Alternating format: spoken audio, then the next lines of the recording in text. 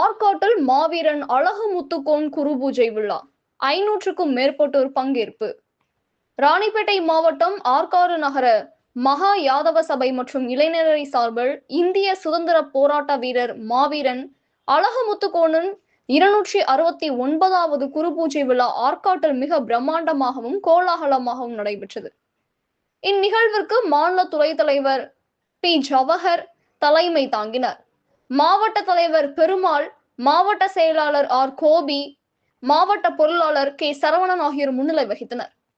இதில் யாதவ மகாசபையின் மாநில இணைப்பு பொதுச் செயலாளர் சேது மாதவன் அழகுமுத்துக்கோனின் திருவுருவ படத்திற்கு மாலை அணிவித்து மலர் தூவி மரியாதை செய்தார். இதனைத் தொடர்ந்து மாவீரன் அழகுமுத்துக்கோன் யாதவ அறக்கட்டளை தலைவர் விஜய் ஆதிமூலம் கலந்து கொண்டு பொதுமக்கள் மற்றும் ஏழை எளியோருக்கான அன்னதான நிகழ்ச்சியினை முறைப்படி தொடங்கி வைத்தார்.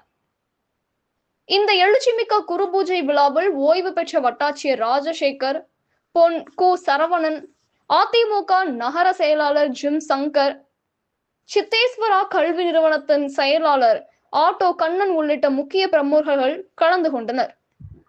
இதில் ஆற்காடு தொகுதிக்குட்பட்ட ஆற்காடு நகரம், ஆற்காடு ஒன்றியம், திமிரி ஒன்றியம் மற்றும் கன்னியம்பாடி ஒன்றியம் உள்ளிட்ட சுற்றுவட்டார பகுதிகளில் இருந்து 500க்கும் மேற்பட்ட யாதவ சமுதாய மக்கள் திரளாக கலந்து கொண்டு விழாவினை சிறப்பித்தனர்.